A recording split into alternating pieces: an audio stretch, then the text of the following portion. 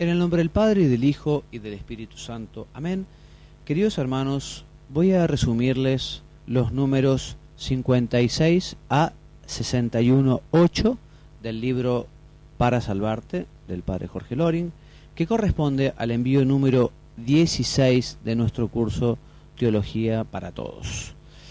En este número 56, el Padre Jorge comienza hablando del pecado y dedica dentro del 56 unos cuantos números que diremos rápidamente porque me quiero centrar en el número 57 y siguientes, en el que el Padre Jorge distingue lo que es el pecado venial del pecado mortal.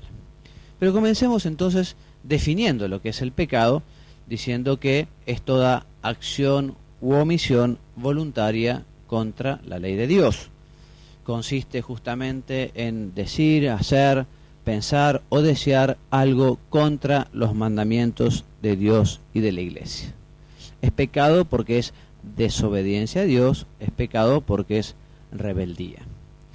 En el 56.2 el Padre Jorge explica una teoría llamada de la opción fundamental, a la que no le vamos a dedicar mucho tiempo, que fundamentalmente decían algunos, entre comillas, teólogos o moralistas, que en realidad solo habría pecado cuando el hombre no realizó una opción fundamental por Jesucristo, o que habiendo realizado esa opción, luego la rechaza, la deja de lado. Y entonces una de las consecuencias erróneas de esta teoría es que ya los actos individuales y concretos, particulares, no serían pecado. Lo único importante, según esta forma de pensar, es mantener esa opción fundamental por Dios.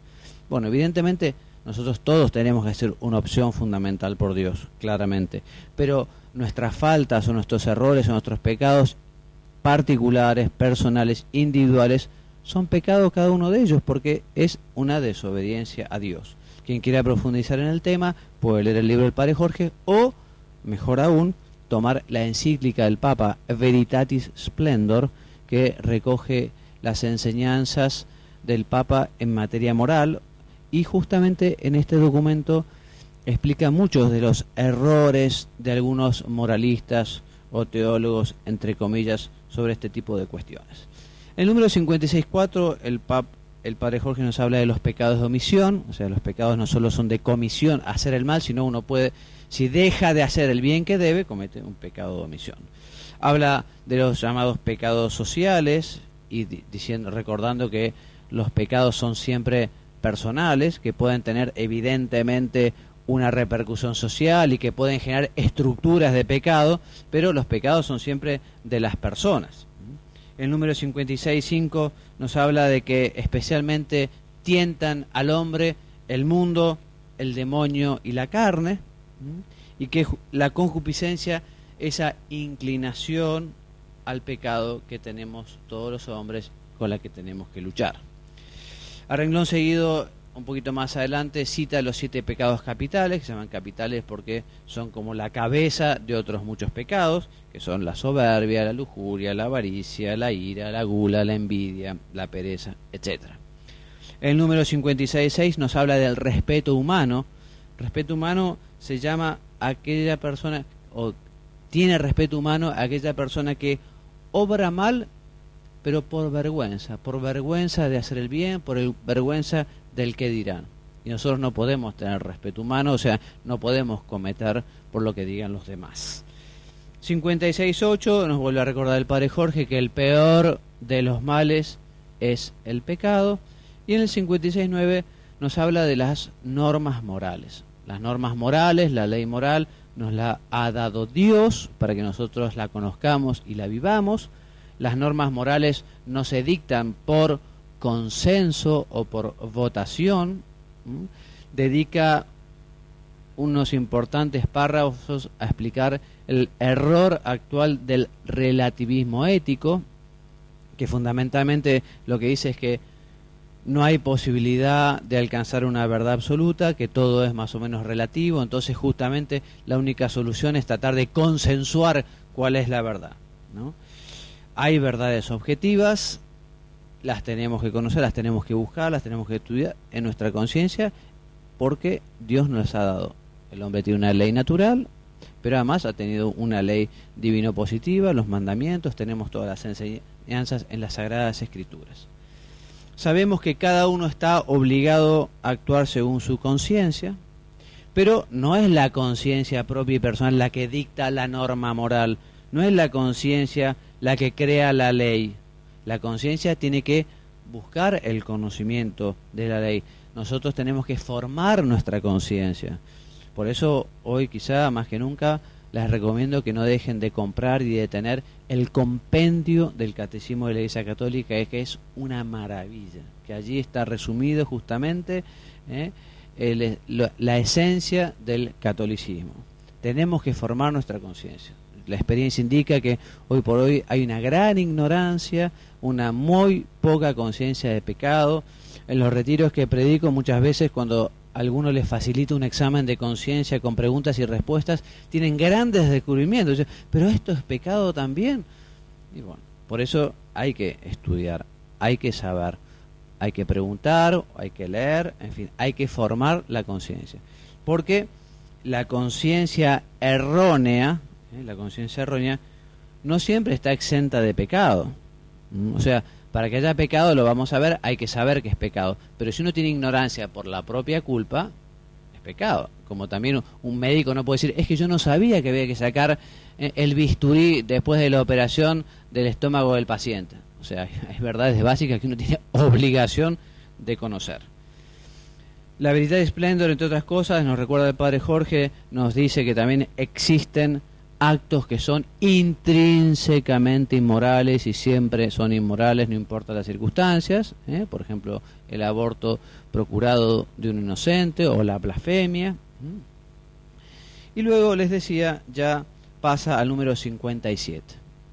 Distinguimos dos tipos de pecado, el pecado mortal y el pecado venial. El pecado mortal es grave, el pecado venial es leve. Las consecuencias del pecado mortal son: rompe la amistad con Dios, el hombre pierde la gracia santificante y, si no se arrepiente, merece la condenación eterna. El pecado mortal entonces es grave, y para que haya pecado mortal los requisitos son, por un lado, que la materia sea gravemente mala, la materia. Por ejemplo, no es lo mismo robar un caramelo en un supermercado que robar un banco o robar el alimento de una familia pobre que no tiene para ese día. La materia tiene que ser grave. Además, el sujeto tiene que tener advertencia, o sea, yo debo saber que aquello es grave, tengo que tener conocimiento. Y acá viene la cuestión que les decía recién sobre la ignorancia. La ignorancia puede ser culpable o no, habrá que ver las circunstancias. Y por otro lado, el sujeto tiene que querer hacer aquello, o sea, tiene que tener voluntad. Para eso tiene que tener libertad. Si no tiene libertad, entonces no habrá pecado. Por ejemplo, las acciones realizadas en sueños no son imputables, no son responsables, no hay pecado. Un tema importante que claro es que no hace falta querer ofender directamente a Dios. O sea, no solo es pecado cuando la persona dice, no, yo como quiero ofender a Dios, bueno, ya eso es diabólico, ¿no? Puede uno no querer ofenderle a Dios, pero al desobedecerlo uno está pecando. Y si el pecado es dudoso, si yo no sé si es venial, no sé si es mortal, el pecado venial uno no pierde la gracia santificante, aunque la suma de pecados veniales a uno va debilitando y lo pone en disposición de hacer pecados más graves y también son una ofensa a Dios. Pero bueno, si uno tiene duda, y bueno, cuando se acerca al confesor presentará el pecado como dudoso. Y si la duda es que si es un pecado grave, evidentemente antes de realizar ese acto deberá preguntar. Lo que no puede hacer es, no, mejor yo no averiguo, no vaya a ser que esto sea pecado grave, entonces, no. Justamente allí tiene la obligación moral grave de averiguar si aquello es grave o si es pecado o no lo es.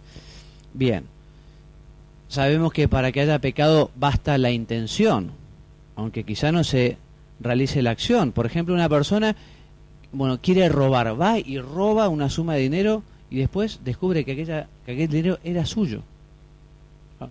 Materialmente no hubo pecado porque aquello que quitó era de él, pero formalmente la intención era robar, entonces ha cometido un pecado. O una persona dice, bueno, yo hoy no voy a misa porque no tengo ganas y realmente no...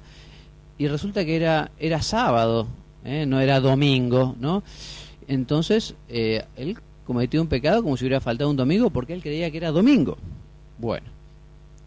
Y por último, el padre Jorge se dedica a hablar de algo que yo no explicaré mucho, sino así básicamente sobre las llamadas acciones de doble efecto, que son acciones que son buenas o indiferentes y que tienen un efecto secundario grave, ¿no? Bueno, este es un tema delicado que vale la pena que en estas circunstancias una persona se asesore antes de realizar estas acciones.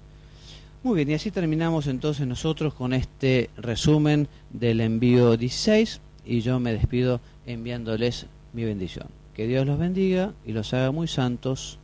Amén.